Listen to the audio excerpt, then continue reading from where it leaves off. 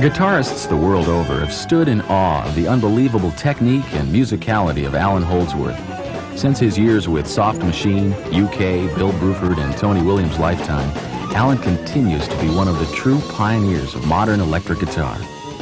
REH is very proud to present Allan Holdsworth and his band in a live studio concert.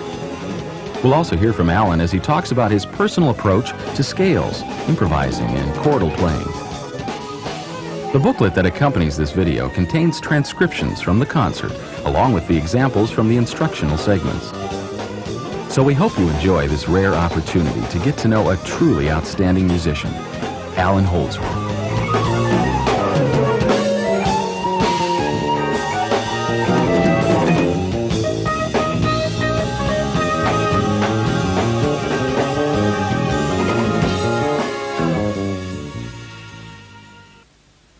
Hello.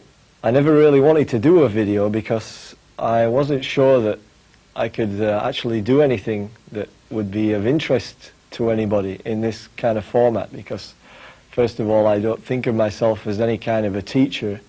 I don't want anything that's really in this or anything that I say to be misunderstood. So I don't want to say that what I do is correct or anything. It's just so that you can have some kind of understanding of the way that I feel about music and my own music. And so a lot of this video is just going to be the guys playing. And then also I'm going to show what I consider to be like probably 10 of the most usable scales so that you can play over most anything.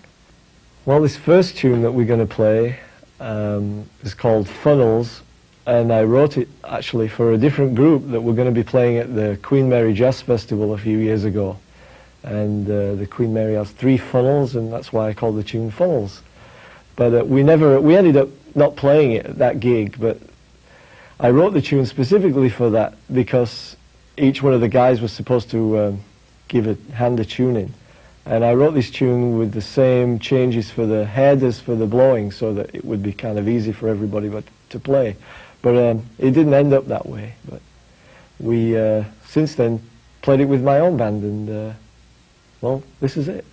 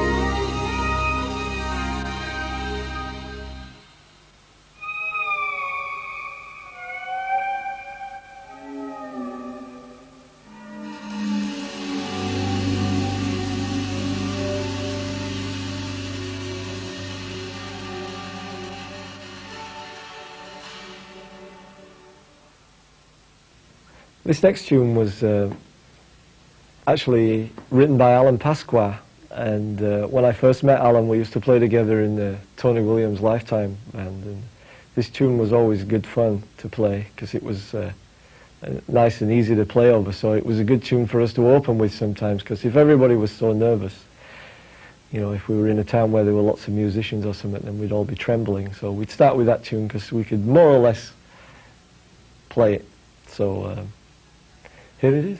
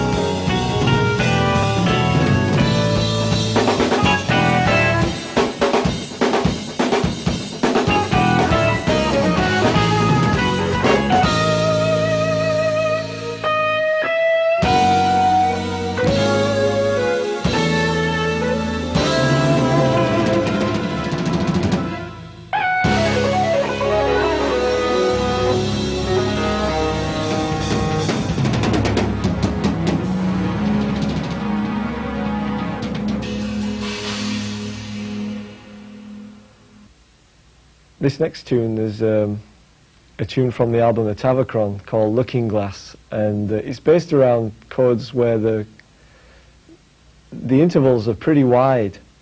Like, for example, the first few chords are played on first two strings and the last two strings only. But I like to do that because then you can give each tune a colour rather than just playing the same voicings for, you know, your favourite voicings in every tune. I like to try and make each tune a little more specific than that, so that they have a specific thing that happens more or less in that tune alone, and it's not something that's found consistently in any of the other ones. Although there's obviously, because it was my composition, I guess there's some thread of evidence of lunacy in there somewhere. But anyway, this tune starts with these chords.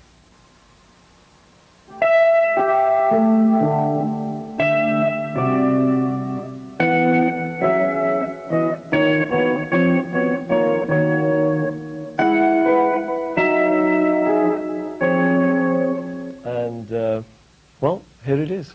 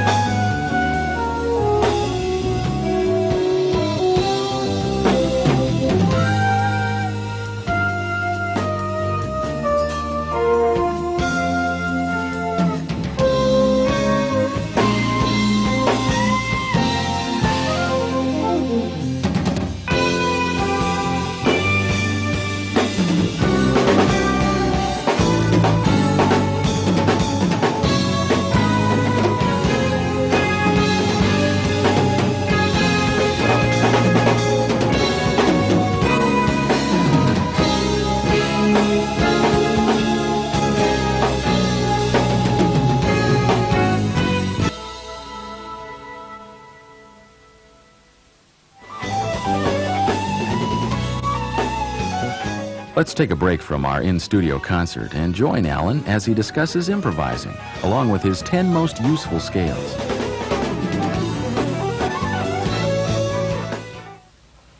Well, I guess in the beginning I wanted to learn how to improvise. I was always interested in that, and I knew that if I wanted to improvise over chord changes, I'd have to figure out, you know, all the scales that went with all those chords. So because I was particularly stubborn, and my dad was always around to help me, but I didn't like to ask him because I wanted to figure it out on my own. Yeah, sure. But so I guess I started out trying to figure everything out by using math.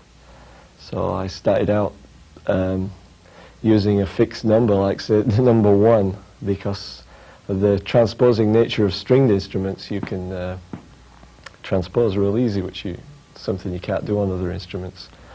So I figured if I just started out with, say, 5-note scales, then I could take, just permutate them all, like 1 through 5, then 1, 2, 3, 4, 6, 1, 2, 3, 4, 7, etc., through to 12.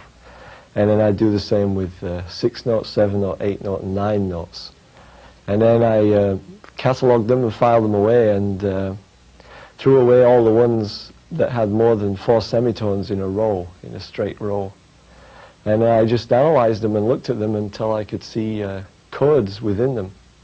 And then I realized that the way I think about chords is they're just parts of the scale that are played simultaneously, and as the chord changes go by, I don't so much think about a static chord voicing staying or changing. I just see like the whole of the notes on the neck change. And I guess for me the only thing that makes one scale different from another is not the starting note, it's the separation of the intervals. For example, if it's a D minor major 7 scale, the name which I give to a scale is only a means of identification. It's for no other purpose. So when I think of that scale, I don't think of it as starting on D. I think of it as it starts at the lowest available note on my instrument, which would be an E, and the highest available note, which would be another E, the high E. So that's basically how I think of scales. What I've done is I've figured out what I would say would be 10 really usable scales that you could use for playing over most anything. And there are plenty more, believe me, but these I think are the most usable ones. What you see here is all the notes of a C major scale all at once, from one end of the guitar to the other. And that's basically how I see scales. I see them from the lowest note to the highest note. I don't have a different name for a different scale that starts on any one of these notes, which there is. You can practically name any scale, come up with a different name from any note that you can start on. But for me, for the way my music is, it didn't really help. It was kind of a hindrance, really. So I abbreviated it to these symbols. And this first one, which means really like a D minor with a natural 6 to me. So that's what this is. And like I said, when I see scales, I see them the whole guitar neck like that. So it's just up to me to juggle the notes around and improvise and make melodies out of them. I think a good way to begin practicing scales basically is to try playing more than 3 notes on a string, just so you can break away from playing in a pattern like this F major or something like that.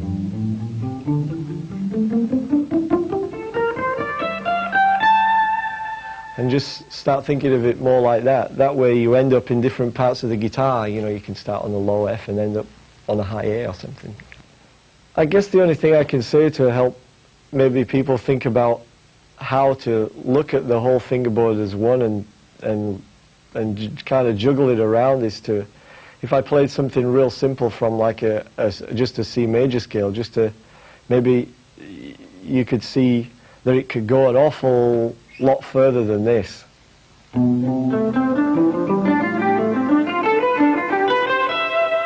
Just as an example of juggling things around.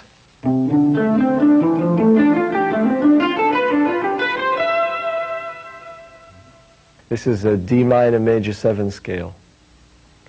This is my symbol for that, which is probably completely meaningless to anybody else but me, but that's okay.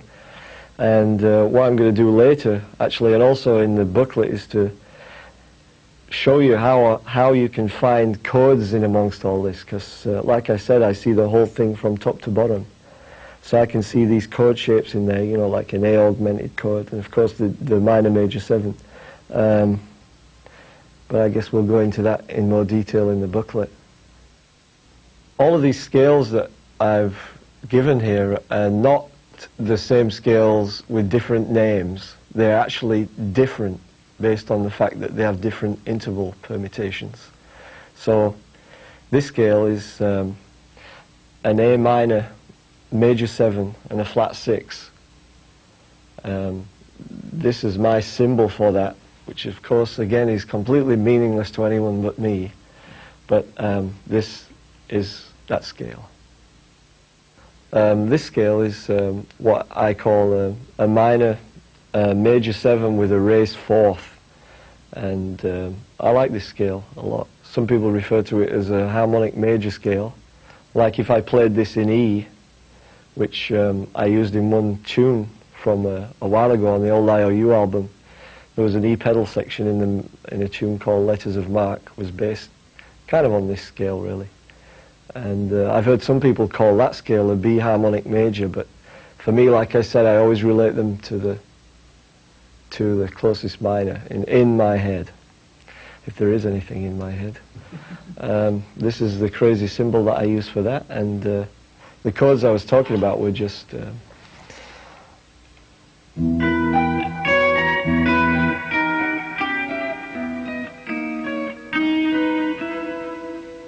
all of those chords just come from that one scale.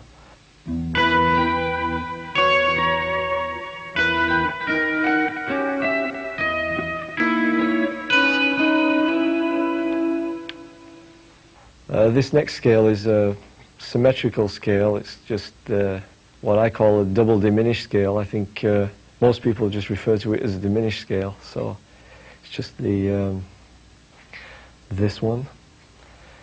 The actual name for it is usually a half step away from the name that I use, because I always think of this scale as being related to an altered dominant chord. For example, if I played this scale, which is essentially these notes,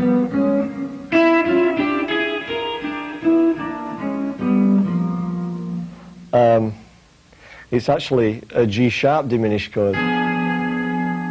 But I think of it more as being like a, you know, like a G7 flat 9 chord.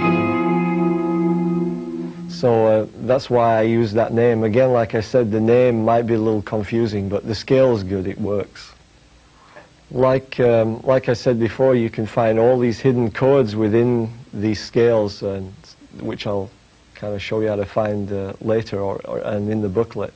But like this one, for example, it's got these...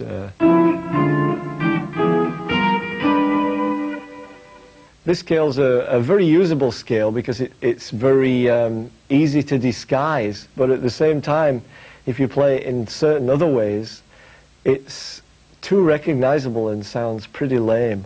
So I always try and, with this particular scale, always juggle the notes around a lot so that it's more difficult to identify. But yet, when you're listening to it, you can hear some kind of logic in there.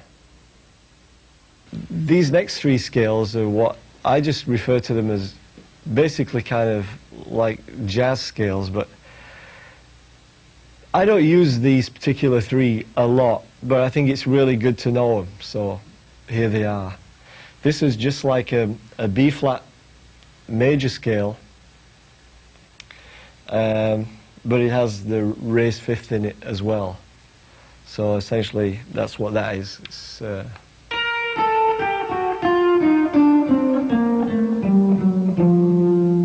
those are the notes in that.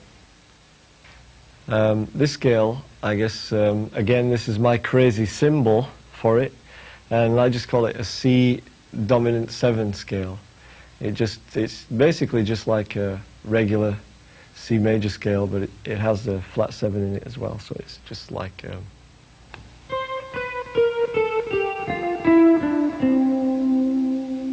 etc. In terms of trying to communicate it, I think I'd call it a jazz minor scale.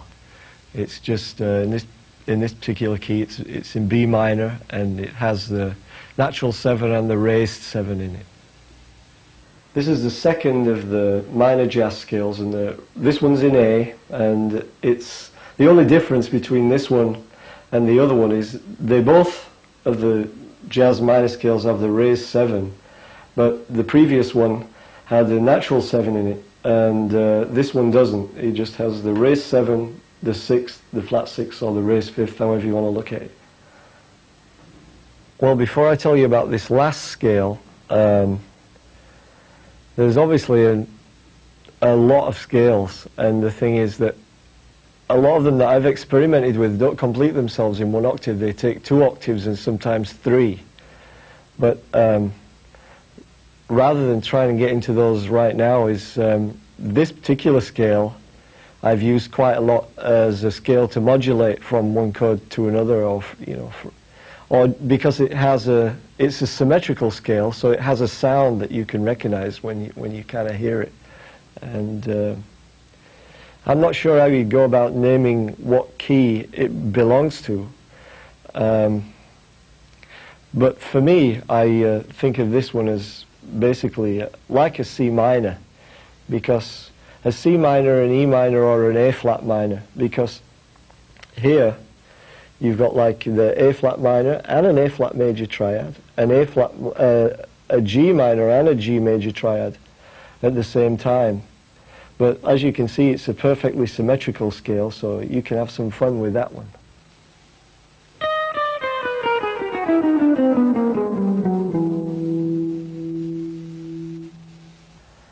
I try not to practice anything that I'm going to play, in as much as, like, I don't learn any particular licks or something that I can just play, so I'm stringing a bunch of licks together, because that's not the way I think about improvising. I just think, again, about all of the notes, that are available, and you just try and make melodies out of them, and don't let your hands dictate what you think you can do. Take a look at those fingerboard charts and imagine your eyes like dancing on the notes that you want to play, and then forget about whether your hands can do it or not, or just try it. Like I said, a name is only to transmit the information or to communicate it to someone else. And really the communication that we're speaking about really is music, which you don't shout the changes to the people. They only hear the music, and that's the only thing that matters.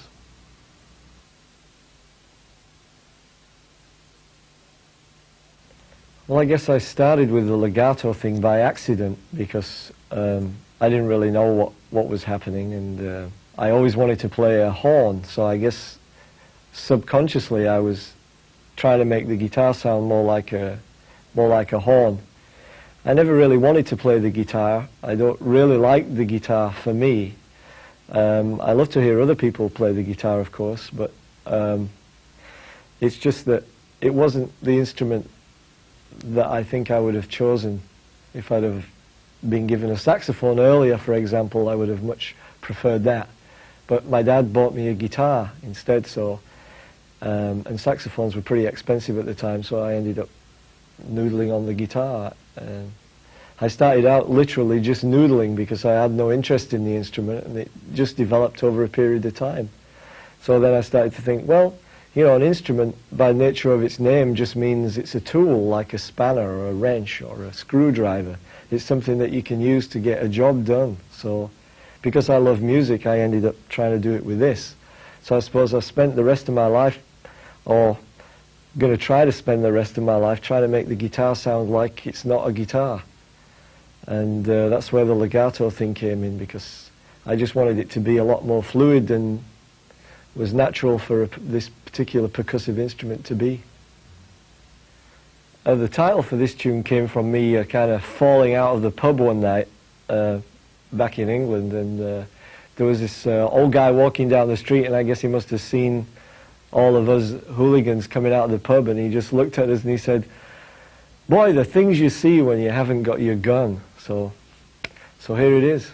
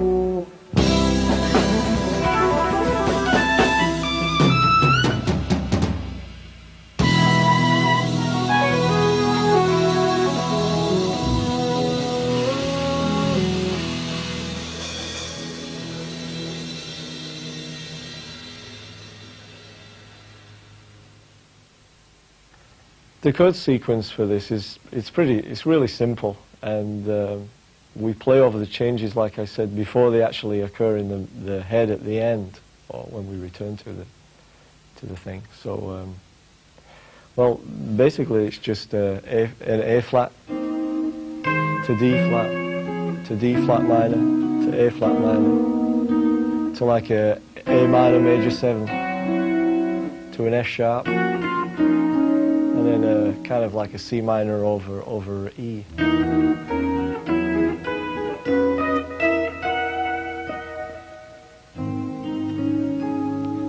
Back to A flat.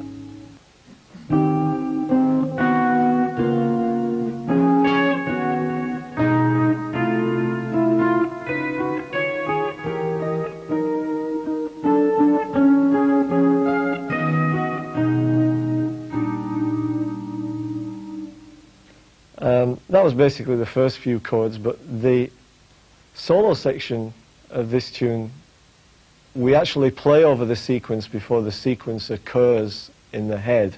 So we solo over changes that haven't yet been heard until you get to the end of the tune.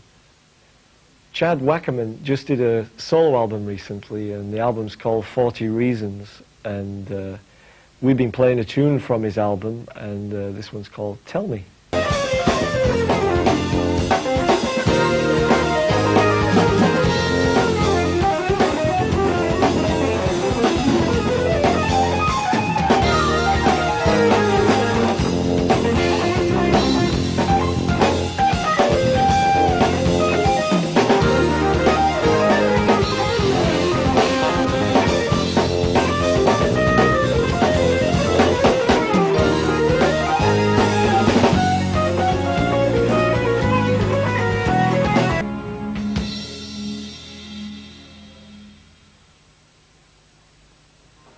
We asked Allan if it was easier or more difficult for him to improvise over his own compositions. Quite often the funniest thing is people will say, oh, well, you write your own tunes, so it's easy to play on your own tunes, but it's not, for me, easy to play on my own tunes. Sometimes I'll write a tune and then have a terrible hard time with it. It's just that when I'm writing the tune, I'm not considering how difficult it's going to end up being to solo over. I don't think about that till it's done. Then when it's done, I go, how am I going to do that?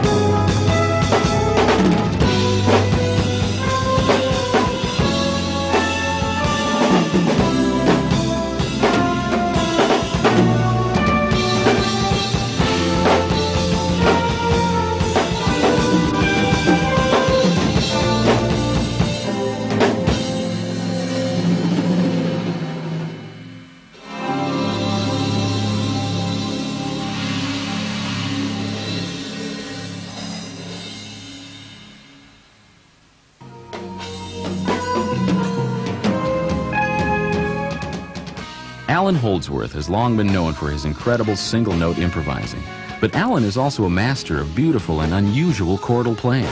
Coming up next from his home studio, Allan shows us how he comes up with his unique chord voicings.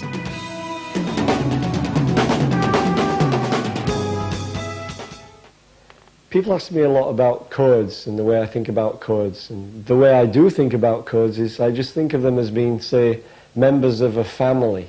And I think of a four-note chord, for example, which most guitar chords are, as just being four members of a family. Say you have imagine a seat with 8 family members on it, and you say, 4 stand up, Stephen, George, Sarah, Winston, or whatever, stand up, and then you take a picture of those, and that's that particular chord. But they're all members of that one family. So when I hear chords moving from one chord to another, I don't just hear the static voicing of that one particular chord, although that may be important in a head, say, for example. I see it more as being the families that change as you change from one chord to the next. So I just think of chords as being based on scales. So I try to hear the scale shapes move, you know, from one family to the next as the chords go by. Well, one of the things that might happen to you is if somebody says, okay, play me an E major 7 chord, which is a pretty primitive chord, and you'd say, if you haven't been playing very long, you might just play but that's a really ugly, disgusting, dissonant sounding chord to me. So you could play another inversion of that, say, which sounds a whole lot nicer. Or instead of playing just an inversion of those notes, you could play groups of notes from that family. By family I mean the scale in which that chord is part of. For instance, you could play some of these chords, which are all based on the E major scale.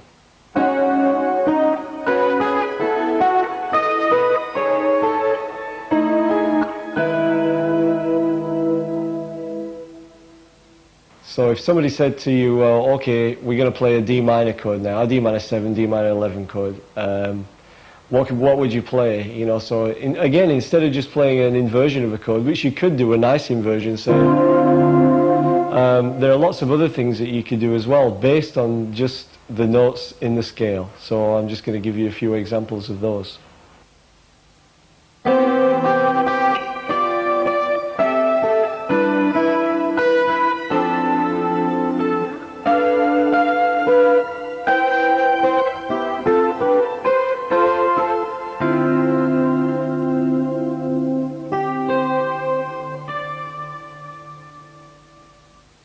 These are pretty basic chords, so as you can see, like a C major, D minor, G7 chord, any one of these notes from the scale will work. So now I'm just going to play some more examples of using the same notes from the same family, but now they're going to be kind of related to C major as opposed to D minor.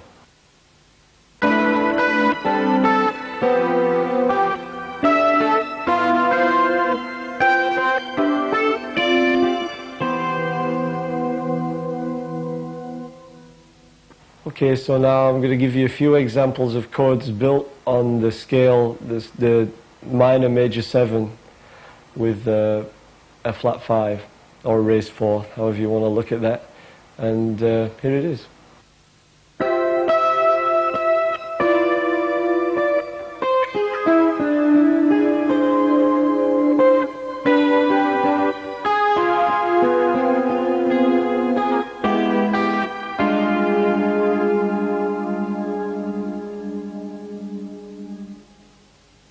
Here's some more examples. Same scale, like this one's in F, an F minor major 7 with a raised 4.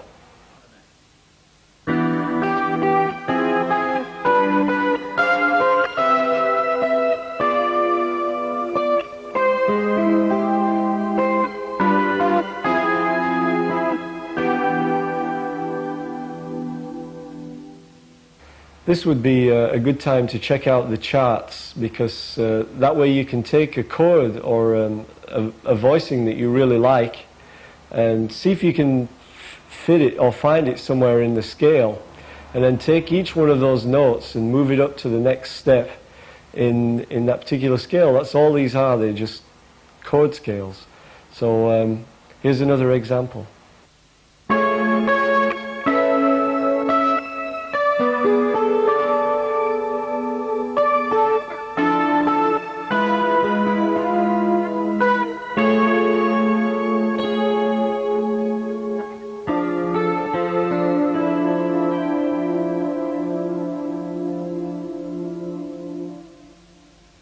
I'd like to give you another example. This one's just like, say, a D flat 7 augmented chord, and I'm just going to base all of these other chords that you'll hear around the scale, and they're not different inversions of that chord, they're just based on the scales again.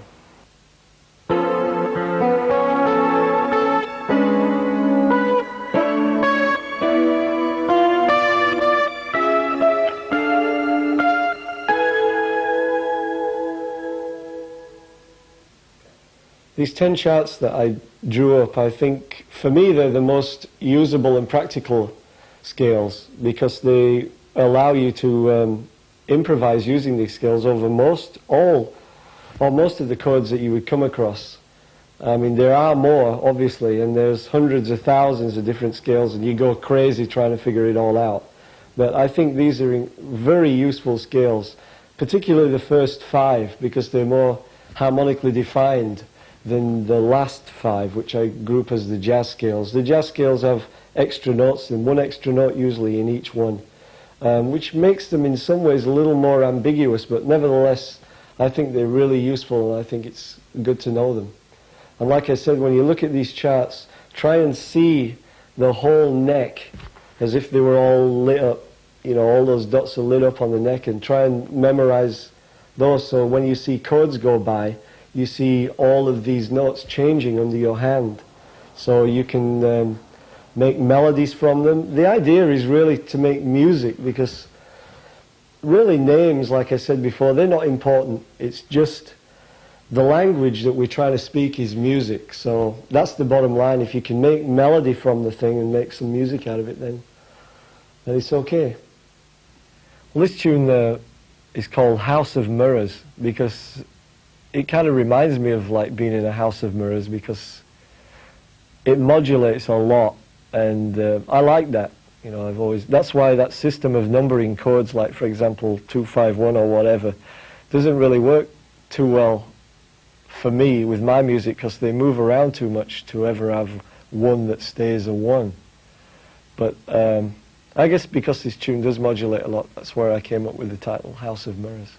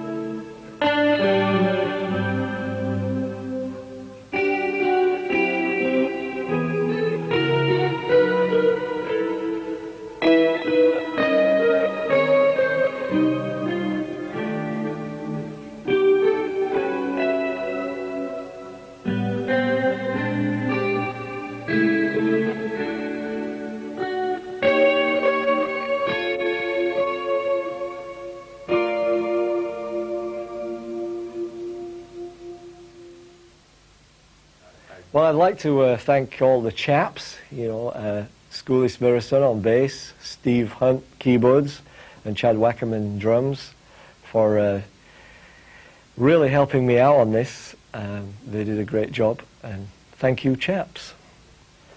Well, I hope it wasn't too much of a miserable experience, and I'd really like to think that you can get something from this. And the thing that I really wanted to get over is that I really am a big believer in trying to figure out ways to do things on your own, because then they become more meaningful to you. You understand them on a much deeper level than you would if you were just repeating something parrot fashion or something that someone else showed you. Because sometimes, even though you would know or understand eventually what you'd been shown, for some reason there seems to be something missing in that for me. So I really like to encourage everybody to try and work really hard on their own to develop themselves. So good luck.